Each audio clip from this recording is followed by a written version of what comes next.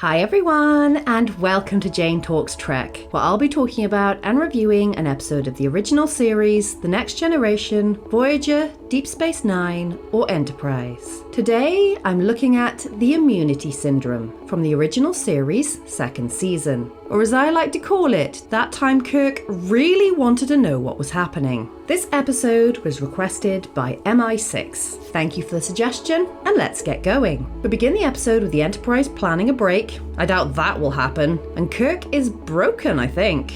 And I too am looking forward to a nice period of rest on some lovely planet. Uhura gets a scrambled call from the starbase. I'm sorry, what was that?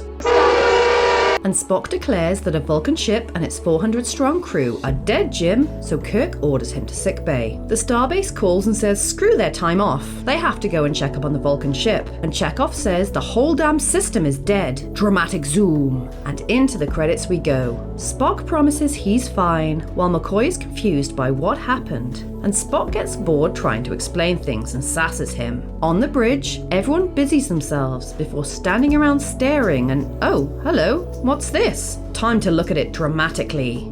Looks like a hole in space. Kirk orders a probe to go in the hole, and it responds with an annoyed noise, which makes Chekhov and Uhura feel ill. And according to McCoy, half the people on the ship too. Kirk is cranky because Spock doesn't have answers, and wonders if this caused everything to die, before checking up on Uhura. That was nice of him. Kirk decides the best course of action is to fly into the damn thing, but the noise goes off again, and Chekhov is surprised to discover the stars are gone. No shit, dude, you just flew the ship into a starless void. Kindly tell me what happened to the stars. Really? Has no one been paying attention? Scotty doesn't have any answers either, so Kirk throws a strop, and McCoy and Chapel inject everyone. You okay back there, Uhura? Oh, we have a red shirt down. Kirk wants answers. Spock doesn't have any. Are you trying to be funny, Mr. Spock? It would never occur to me, Captain. No, but he will be sassy, and McCoy butts in saying they should all leave. Kirk tells everyone they are absolutely not going to do that and to keep going, but McCoy calls to tell him that everyone is dying, so can we leave now? The ship suddenly lurches, which wasn't supposed to happen.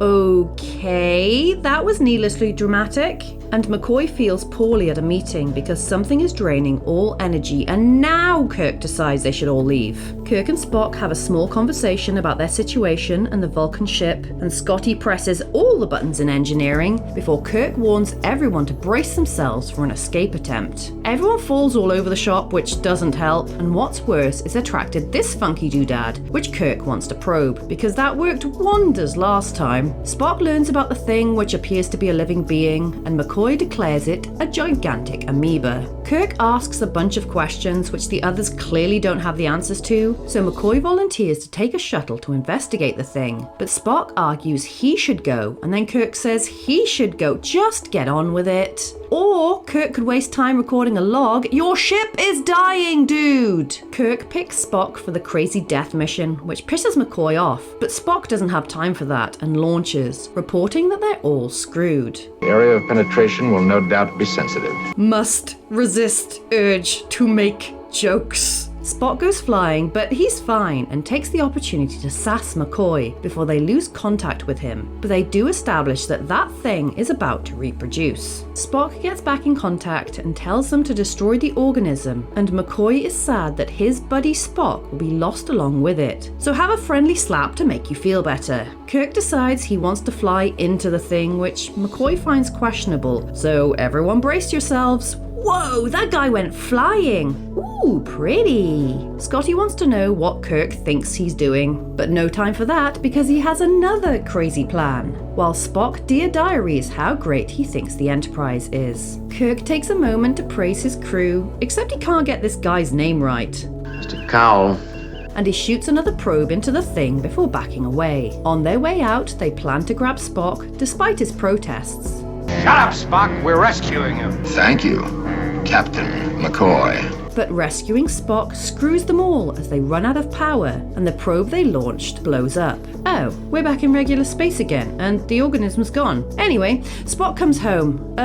Scotty, are you frozen back there? And Kirk says they all need a holiday. Okay, this was a little bit boring. Bottle episodes can sometimes be good, or they can sometimes be people standing around and talking to each other for an hour. I do think this one was rather on the slow side, with lingering shots of people's reactions, and Kirk spending too much time repeating himself, as well as the thing disappearing abruptly. However, there were some interactions between characters that stopped this episode from being completely forgettable. The Spock sass was on point, and his banter with McCoy is always welcome, but there were genuinely touching moments where the characters showed concern for each other that I feel the show needs more of. Kirk especially is normally a douche bro. I mean, he kind of was here anyway, but the concern he showed for Uhura especially, and his difficult decision about who to send on the mission, humanized him more. I just wish we got more of it from him. It would make me want to punch him less. This was a bit of an odd episode. A lot of it was Kirk wanting answers and no one having any, which caused a good chunk of the runtime to be plodding. And there were some weird gaps in character logic, such as Kirk flying into the void with no stars and then asking where the stars had gone, and the ending where basically saving Spock would screw them all, and the explosion does go off, but everything is fine and the massive thing is gone without any trace. So it made me think it was an early season 1 episode, but nope, a later season 2 episode. I was surprised to learn that this is one of the higher rated episodes, only just below the Galileo 7, which I found a vastly superior episode, and it's rated higher than a lot of the other episodes I've covered that I've enjoyed more. Maybe I'm missing something, or maybe Kirk's humanity and Spock and McCoy's friendly rivalry hold more weight for people, and that's fine, but this isn't an episode that I will particularly remember. So there you have it.